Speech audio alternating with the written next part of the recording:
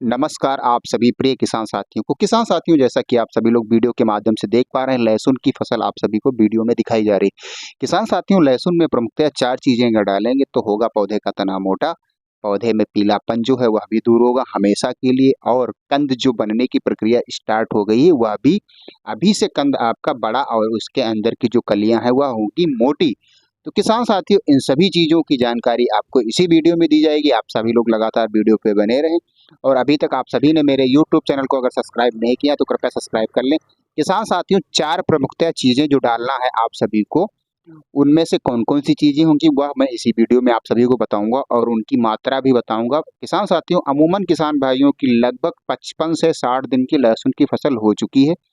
2 से 3 पानी भी किसान भाई दे चुके हैं और खाद भी डाल चुके हैं, सभी प्रकार की दवाइयों का स्प्रे भी कर चुके हैं। बावजूद उनके अगर उन फसल में पीलापन है, पौधे का जो तना है वह पर्याप्त मोटा नहीं हो रहा है, आपने बहुत प्रयास कर लिया है, और 55 से 60 दिन की जिन किसान भाइयों की लहसुन की फसल हो चुकी है, उन किसान भाई जो कली की बुआई की थी आपने बीज के रूप में, वह कलियाँ अब नहीं, वहाँ पे कंद बनना स्टार्ट हो गया। तो किसान साथियों, अभी से अगर अपनी लहसुन की फसल का सही समय से अगर समुचित रख रखाव नहीं किया गया तो किसान साथियों, इतना महंगा बीज था और इतनी ज़्यादा लागत से खेती लहसुन की इस बार की जा रही है, अगर उसका सही समय पे उपचार, खाद, बीज, पानी का जो है प्रक्रिया अगर नहीं की गई तो सारी लागत चली जाएगी किसान भाइयों। तो आप सभी लोग लगातार बने रहें, और अभी तक मेरे यूट्यूब चैनल को अगर सब्सक्राइब नहीं किया तो कृपया सब्सक्राइब कर लें। किसान साथियों, जैसा कि मैंने बताया, पीलापन, तना मोटा होना, कंद का अच्छी तरीके से विकास होना, कंद के अंदर जो कलियाँ बनती हैं उनमें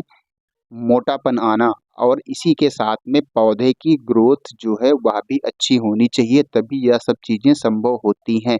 तो किसान साथियों, 4 चीज़ें जो प्रमुखतः हैं वह बताने जा रहा हूँ, आप सभी लोग कृपया ध्यान से सुनिएगा। हो सकता है जो मैं बताऊँ उसका आपने प्रयोग किया हो, लेकिन आपके प्रयोग करने का तरीका अलग हो सकता है, लेकिन मैं आज बहुत ही बेस्ट तरीका इस वीडियो में आप सभी को बता रहा हूँ। तो किसान साथियों, सबसे पहले मैं आप सभी को बताऊंगा यूरिया। यूरिया किसान साथियों, नाइट्रोजन की लहसुन को बहुत ही अधिक मात्रा में आवश्यकता होती है। बहुत से किसान भाई स्प्रे भी करते हैं नैनो यूरिया का, लेकिन मैं यूरिया जीआर दानेदार यूरिया की बात कर रहा हूँ इस वीडियो में। इसी के साथ में मैं बात करूंगा, दूसरा प्रोडक्ट होगा अभिमन्यु कंपनी का यूनिक जी, जो ट्राई कंटिनाल बेस का होता है। तीसरा होता है दयाल कंपनी का धरती गोल्ड।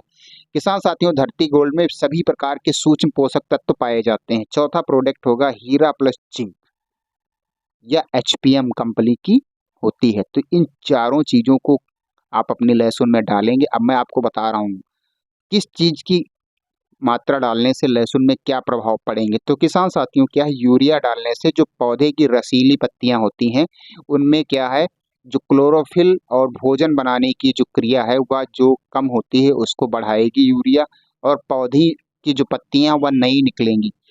और यूनिक जी, यह दोस्तों ट्राइकंटिनॉल बेस का जीआर होता है, जाइम होती है एक प्रकार की। इसको डालने से क्या, पौधे का तना मोटा होगा, और जो पत्तियां यानी कि जो शाखाएं, ब्रांचेस निकलती हैं लहसुन में, उनमें अधिक बढ़ोतरी होगी। जितनी अधिक पत्तियां होंगी पौधा उतना ही स्वस्थ होगा। अब मैं बात करूंगा तीसरी चीज, धरती गोल्ड, यानी कि दयाल कंपनी की जो धरती गोल्ड आती है किसान साथियों, इसको डालने से क्या, इसमें सभी प्रकार के सूक्ष्म पोषक तत्व, माइक्रो न्यूट्रेंट पाए जाते हैं।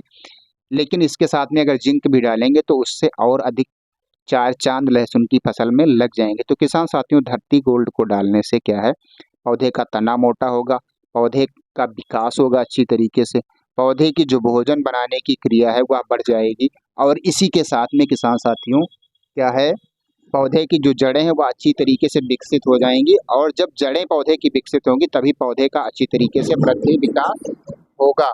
तो किसान साथियों, इन सभी चीज़ों को ध्यान में रखते हुए धरती गोल्ड जब डालेंगे तो पौधे की, ये समझ लीजिए, तकदीर बदल जाएगी एक प्रकार से। चौथी चीज होगी हीरा प्लस जिंक। किसान भाइयों, बहुत सी जिंकों का आप सभी लोगों ने प्रयोग किया है, लेकिन एचपीएम कंपनी की हीरा जिंक का जब आप अपने लहसुन की फसल में यूरिया के साथ में बुआई करेंगे तो किसान साथियों क्या है, इससे पौधे में जो पीलापन है वह खत्म होता है, और जो micro nutrient sulphur, manganese, copper, boron, सभी तत्वों का इसमें मिश्रण पाया जाता है। तो लहसुन की फसल में इन सभी तत्वों को अगर अलग अलग खरीद करके डाला जाएगा तो किसान साथियों इसका डोज बहुत ज़्यादा हो जाएगा, बहुत महंगी चीज़ में चले जाएंगे तो इन सभी चीज़ों को इसी जिंक में पाया जाता है। इसीलिए मैं रिकमेंड करता हूँ इसी जिंक को आप सभी लोग डालें, या आपके एरिया में जो भी जिंक मिलती हो जिसमें 6-7 प्रकार के तत्व उसी जिंक में पाए जाते हैं, आप उसको भी डाल सकते हैं। मैं किसी कंपनी का यहाँ पे प्रचार नहीं कर रहा हूँ।